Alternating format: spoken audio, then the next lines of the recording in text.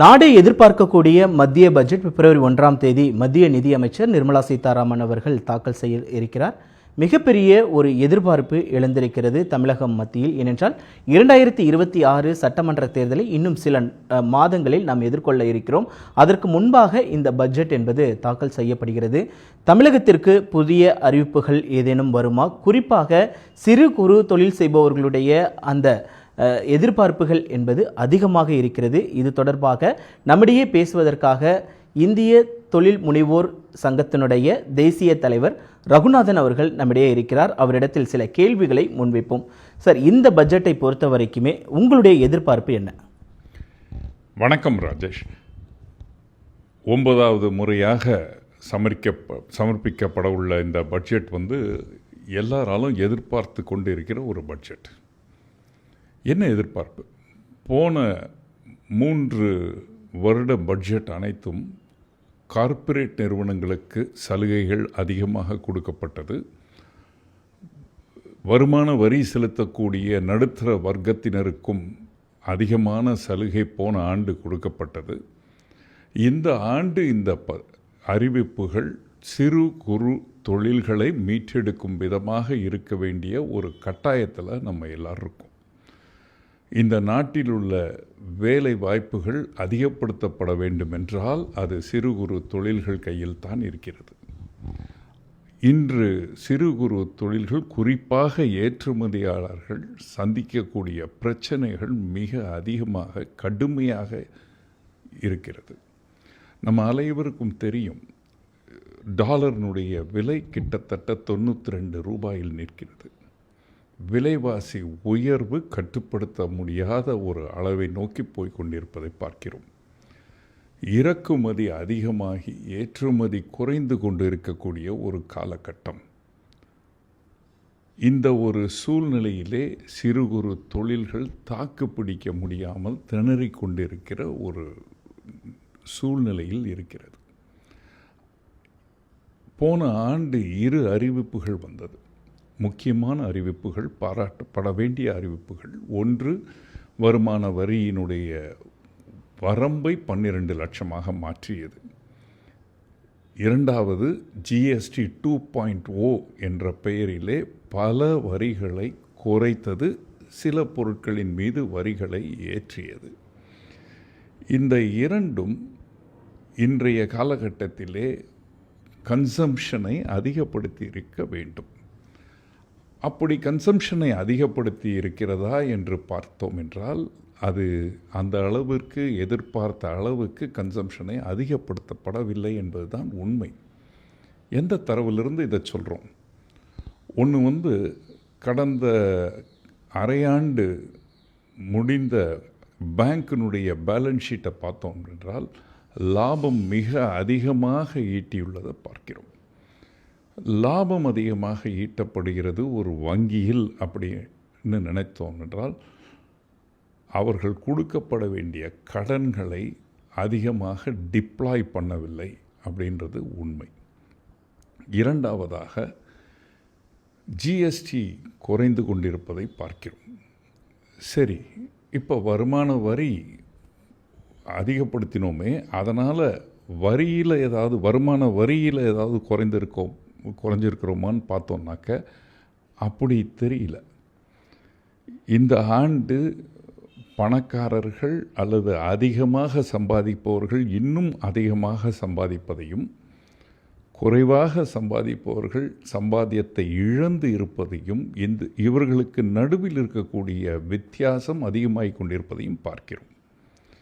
இந்த பட்ஜெட் மிக கடுமையான ஒரு சூழ்நிலையிலே எதிர்பார்ப்புகளை மிகுந்து தேடிக்கொண்டிருக்கிறோம். இப்போது எதிர்பார்ப்புகள் அதிகம் இருப்பதாக நீங்கள் தெரிவிச்சிருக்கீங்க. குறிப்பாக கடந்த சில ஆண்டுகளாக பட்ஜெட்டில் அறிவிக்கக்கூடிய திட்டங்கள் நடைமுறைப்படுத்தப்பட்டிருக்கா? குறிப்பாக சிறு குறு தொழில் முனைவோர்களிடம் பேசும்பொழுது நடைமுறைப்படுத்தப்படவில்லை என்ற ஒரு குற்றச்சாட்டை வைக்கிறாங்க. அது உண்மைதானா? ஓரளவுக்கு இதை ஒத்துக்கொண்டு தான் ஆக வேண்டும். கடந்த 3 ஆண்டுகளில் மிகப்பெரிய அளவு அறிவிப்புகள் வந்தது. போன ஆண்டு வந்தது இன்டர்ன்ஷிப் ப்ரோக்ராமை பற்றி வந்தது. கிட்டத்தட்ட ஒரு 1 கோடி நபர்களுக்கு அடுத்த 5 ஆண்டுகளுக்குள்ள ஒரு 500 கார்ப்பரேட் கம்பெனிகளில் இன்டர்ன்ஷிப் கொடுத்து தொழில்துறைக்கு ஏற்றவாறு அவர்களை தயார் செய்வோம் அப்படின்னு கூறுறாங்க. 2 ஆண்டு முடிந்து விட்டது. இப்போது பார்த்திங்கன்னா ரொம்ப மிக மிக சொற்ப அளவில் தான் அது ஒரு பலனை அளித்திருக்கிறது. அப்போது நம்மளது முழக்கம் பெரிதாக இருக்கிறது, ஓசை பெரிதாக இருக்கிறது, அறிவிப்பு பெரிதாக இருக்கிறது. ஆனால் நடைமுறையில் அவை ஒரு பலனை எதிர்பார்த்த அளவு சேர்க்கவில்லை என்பது நிஜமாகிறது. 2வது PLI scheme, production linked incentive அப்படின்ற ஒரு ஸ்கீமை ஒரு 3 ஆண்டுகளுக்கு முன்னாடி கொண்டு வந்தோம். அதாவது தயாரிப்பாளர்கள் இந்தியாவிலே பொருளை தயாரித்தால் அதற்கு ப்ரொடக்ஷன் லிங்க்டு இன்சென்டிவ் தருகிறோம் என்று சில துறைகளை தேர்ந்தெடுத்து, அவை அனைத்தும் எதிர்பார்த்த அளவு அந்த ஸ்கீமில் டிப்ளாய்மெண்ட் இல்லைன்னு பார்க்குறோம். இதெல்லாம் வருத்தத்தை தரக்கூடிய ஒரு நிகழ்வுகள். இந்த காலகட்டத்திலே இந்தியா ஒரு வலிமையான ஒரு நாடாக மாற வேண்டும் என்றால், நாம் அனைவரும் எதிர்பார்ப்பது போல் ஒரு ஃபாஸ்டஸ்ட் க்ரோயிங் எக்கானமியாக மாற வேண்டுமென்றால், தனிநபரினுடைய வருமானம் பர் கேபிட்டா ஜிடிபி அதிகமாக வேண்டுமென்றால், மக்களின் வாழ்க்கை தரம் உயர வேண்டுமென்றால், சில தரவுகள் அதை நோக்கி நமக்கு கோடிட்டு காமிக்கும். அந்த தரவுகள் இல்லாமல் இருக்கும் பொழுது பட்ஜெட் வெறும் ஒரு அனௌன்ஸ்மெண்ட்டாக ஆயிடக்கூடாது. அந்த நேரத்தில் அந்த பேச்சை கேட்டு கைத்தட்டி விட்டு போவது போல் ஆயிடக்கூடாது.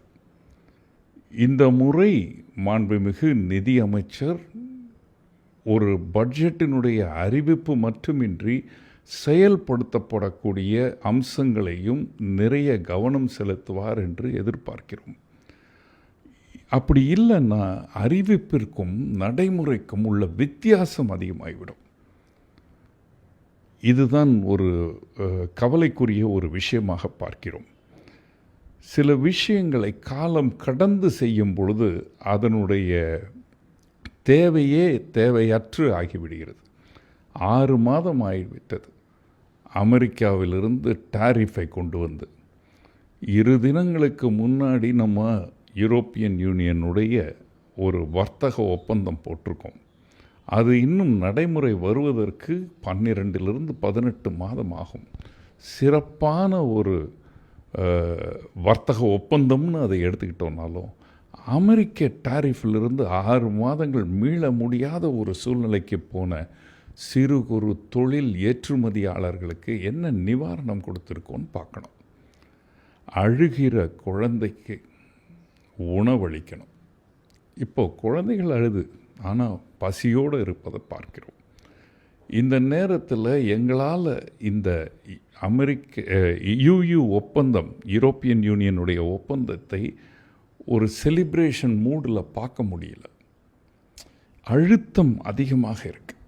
ஏன்னா இந்த ஆண்டினுடைய ஆர்டர்கள் குறைந்து கொண்டு வருவதை பார்க்கிறோம். யார் தப்பு, அவர் ஏன் இப்படி செய்கிறார் ட்ரம்ப் அப்படின்ற கேள்விகளை ஒரு புறம் தள்ளிவிட்டு பாதிப்பு நமக்கு தானே. கொலை செய்தது ஏன் என்பதை விட கொலை செய்தால் பாதிக்கப்படுபவர்களை காப்பாற்ற வேண்டியது தானே நமது கடமை. அப்போ இந்த பட்ஜெட்டில் சிறு குறு தொழில்களுக்கு அவர்களது நலனுக்கு ஏதாவது ஒரு முக்கியமான நடைமுறைப்படுத்தப்பட வேண்டிய அல்லது குறுகிய காலத்திலே ஒரு பலனை அளிக்கக்கூடிய ஒரு அறிவிப்புகள் வந்தாக வேண்டும். ஃபண்ட் ஆஃப் ஃபண்ட்ஸ் அப்படின்னு போன ஆண்டு 10,000 கோடி அனௌன்ஸ் பண்ணோம். இந்த நிமிடம் வரை அந்த ஃபண்டை எப்படி உபயோகப்படுத்த போகிறோம் என்ற நடைமுறை கூட வரவில்லை. அப்போது வெறும் அறிவிப்போடு ஒரு பட்ஜெட் நின்று விடக்கூடாது.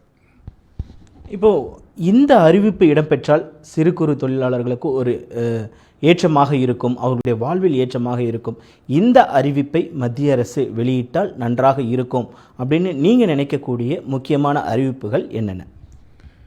சிறு குறு தொழில்களுக்கு கடன் வசதிகள் எளிமையாக்கப்பட வேண்டும். அதற்கு தனியாக குறும் தொழில்களுக்காக வங்கி தொடங்கப்பட வேண்டும். சிட்பி ஏற்கனவே இருக்குது. ஆனால் சிட்பி அனைத்து இடங்களிலும் இல்லாத ஒரு வங்கி. ஒரு பேக்கப் சப்போர்ட் தான் கொடுக்க முடியுமே தவிர நேரடியாக கடனை கொடுக்க முடியாது. இரண்டாவது, வேலை வாய்ப்புகளை அதிகம் பெருக்குவதற்கு உண்டான வாய்ப்புகள் சிறு குறு தொழில்களுக்கு கொடுக்கப்பட வேண்டும். இன்டர்ன்ஷிப் ப்ரோக்ராம் கார்ப்பரேட் நிறுவனங்களுக்கு மட்டும் இல்லாமல் சிறு குறு தொழில் நிறுவனங்களுக்கும் வழங்கப்பட வேண்டும். புதிதாக அறிவிக்கப்பட்டுள்ள லேபர் கோட் சிறு குறு தொழில்களினுடைய காஸ்ட் ஆஃப் மேனுஃபேக்சரிங்கை, காஸ்ட் ஆஃப் எம்ப்ளாயீஸை அதிகப்படுத்தக்கூடிய வாய்ப்பு இருப்பதை பார்க்கிறோம். ஏற்கனவே லாபமில்லாமல் இயங்கக்கூடிய இவர்களுக்கு இன்னும் சுமைகளை வைக்காமல் அதிலிருக்கு சில நிவாரணங்களை கொடுக்க வேண்டும் அல்லது காலத்தை கொடுக்க வேண்டும். திடீரென்று தாக்கப்படக்கூடிய எக்ஸ்டர்னல் ஷாக், அது வாராக இருக்கலாம், அல்லது டாரிஃபாக இருக்கலாம், அல்லது எக்ஸ்சேஞ்ச் ரேட்டாக இருக்கலாம், அல்லது மூலப்பொருட்களின் தட்டுப்பாடாக இருக்கலாம். இவை அனைத்திலிருந்தும் காப்பாற்றப்படுவதற்கு உண்டான ஒரு ஸ்டாண்டர்ட் ஆப்ரேட்டிங் ப்ரொசீஜரை இந்த பட்ஜெட்டிலே அறிவிக்க வேண்டிய ஒரு கட்டாயத்தில். இல்லைன்னா என்ன ஆகும், ஒவ்வொரு முறை இது தாக்கப்படும் பொழுதும் அதற்கப்புறம் கேட்குறது, அதுக்கப்புறம் உட்காந்து பேசுகிறது, அதுக்கப்புறம் இந்த காதில் வாங்கி அந்த காதில் விட்டுட்டோன்னு இருக்கக்கூடாது. இந்த நிகழ்வு நடந்தால் இந்தந்த நிவாரணங்கள் கொடுக்கப்பட வேண்டும் அப்படின்ற அறிவிப்பு வர வேண்டும். அதற்காக அமௌண்ட்டை ஒவ்வொரு பட்ஜெட்லேயும் ஒதுக்கப்பட வேண்டிய ஒரு கட்டாயத்தில் இருக்கிறோம். இதை மாதிரி அடுக்கிக் கொண்டே போகலாம் சிறு குறு தொழில்களினுடைய நலனை மீட்டெடுப்பதற்கு.